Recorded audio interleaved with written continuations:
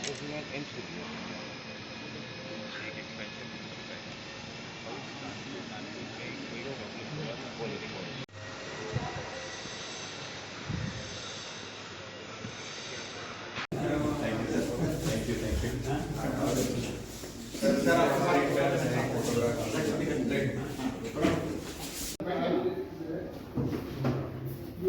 आपका कितना दूरी बात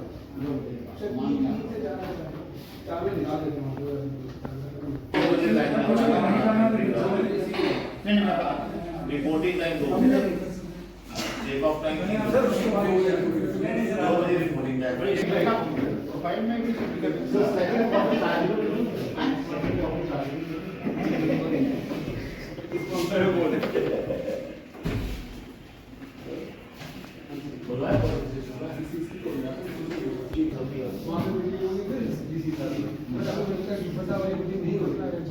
अभी मैं पता करता हूँ सर से बात कर लेते हैं तो सर से तो बात तो करिए हम मिनट स्टाफ हो तो सर में सारे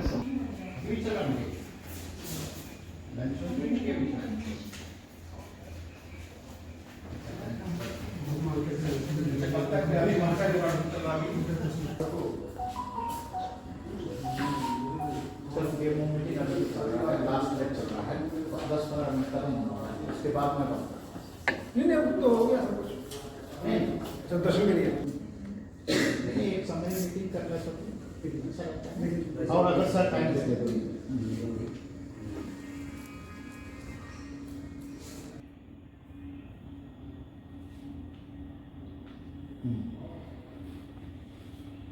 आपने माइंड चेंज कर दिया क्या मंदिर जाने वाला क्या हुआ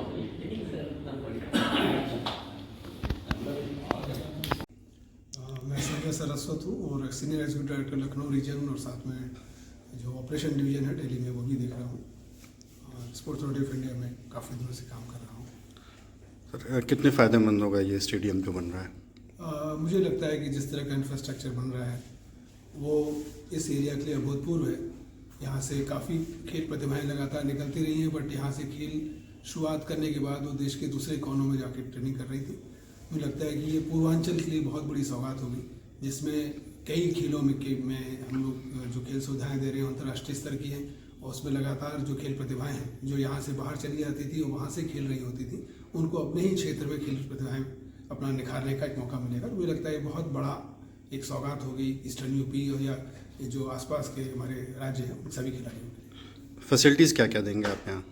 इसमें से दो तरह के कंसेप्ट है। एक हमारा नेशनल सेंटर ऑफ एक्सीलेंस होगा जो रेजिडेंशियल कैपेसिटी में करीब 96 लड़कियां 96 लड़के, उनको चयनित खेलों में उनमें उनको जो प्रतिभा आकलन होता है उसके बेसिस पे उनको सिलेक्ट किया जाएगा। उनकी रेगुलर ट्रेनिंग होगी। उनको बेसिकली मान के चलते हैं कि जो खेल प्रतिभाएं जो नेशनल कैंप की जो नेशनल जो कॉम्पिटिशन्स होते हैं उनकी प्रतिभा रखते हैं, उनको हम लगातार ट्रेनिंग दे रहे होते हैं जिससे आने वाले सालों में सीनियर लेवल पे अपनी प्रतिभा का पूरा प्रदर्शन कर सकें। और दूसरा जो एक लोकल एस्पिरेशंस थे, जो एक उनको मेन में फिटनेस सेंटर एक बीच में चाहिए था सभी उम्र के लोगों को, चाहे छोटी उम्र के हों चाहे वो ज़्यादा उम्र के लोग हों जो खाली टहलने के लिए और अपनी फिटनेस मेंटेन करने के लिए आते हैं। जिस तरह की सुविधाएं इस परिसर में दी गई हैं, जो स्विमिंग से लेके क्यू स्पोर्ट्स में भी है, स्क्वैश भी है, टेबल टेनिस, बास्केटबॉल, बैडमिंटन, इस तरह की जो सुविधाएं जो लोक लुभावन है, लोगों को फिटनेस रखने में मदद करती हैं और एक स्पोर्ट्स कल्चर का एनवायरनमेंट बनाने में मदद करती है, उस तरह का जो एनवायरनमेंट यहाँ मिलेगा जो इस क्षेत्र में मुझे लगता है आसपास के कई राज्यों में भी शायद इस तरह की कोई सुविधा नहीं होगी। मुझे लगता है इससे बहुत बड़ा परिवर्तन इस क्षेत्र में खेल के क्षेत्र में आने वाला है। ठीक, मतलब ये जो इंटरनेशनल इंडोर स्टेडियम बन रहा है इससे ईस्टर्न यूपी को या यूपी को कितना फ़ायदा होने वाला है? आज यहाँ पे जो वाराणसी में स्टेडियम बन रहा है इससे मैं बहुत ही खुश हूँ, क्योंकि इस तरह का स्टेडियम इतना बढ़िया सा इंफ्रास्ट्रक्चर और सिटी के बीच में रहना ये बहुत सारे खिलाड़ियों के लिए बहुत फ़ायदा करेगा आने वाले समय में। आज पहली बार मेरा वाराणसी का विजिट हुआ है। पहले तो इतना सा अच्छा इंफ्रास्ट्रक्चर यहाँ पे बना है और यहाँ पे जो स्पोर्टिंग इंफ्रास्ट्रक्चर की फैसिलिटी आज हम देखने को मिल रहे हैं ये ट्रूली वर्ल्ड क्लास में मानता हूँ। और जो भी प्रोविजंस है, whether it is for players recreation के लिए हो या जो प्लेयर्स कॉम्पिटिटिव स्पोर्ट के लिए हो, इन्हीं सभी के लिए और सभी एज ग्रुप्स के लिए सोच के बनाया गया है।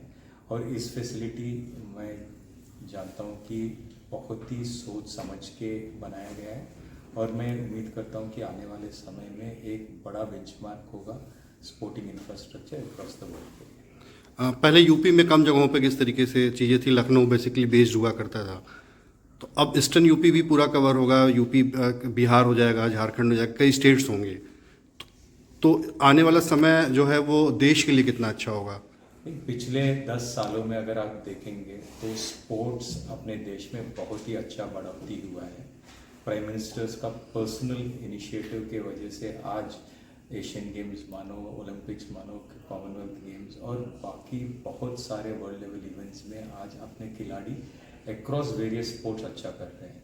इसका यही रीज़न है कि पिछले 10 सालों में जो मोटिवेशन, जो इंस्पिरेशन और जो फैसिलिटी और रिकग्निशन जो प्लेयर्स को मिल रही है, उसके वजह से आज हमें इतनी बड़ी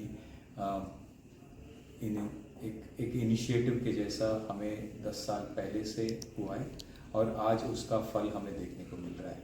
और उम्मीद है कि जिस तरह से आगे आने वाले समय में अगर 2029, 36 ओलंपिक्स का भी बिड का बात हो रहा है, तो उम्मीद है कि ये जो बिड्स है और ये जो फैसिलिटीज़ हम बन रहे हैं, इसके वजह से हमें बहुत सारे खिलाड़ियों को देश के सभी प्रांतों से बहुत फ़ायदा होगा। Specially this part will definitely help players from this region come up. सिर्फ 2 लाइन में क्रेडिट इसको देते हैं, सीएम यूपी, पीएम दोनों। आई थिंक ये जो स्पोर्ट्स का जो माहौल बना है, I think definitely when the Prime Minister of the country is interested in promoting sport, I think everybody down the line starts to take sport seriously. And you have a very active and a very inspiring Chief Minister. So together, I think it's a deadly combination. And what we see today is the transformation of Varanasi as a city. And sport in Varanasi is something which I didn't expect for many years. And it's very, very happy to see this beautiful infrastructure come. ठीक, thank you.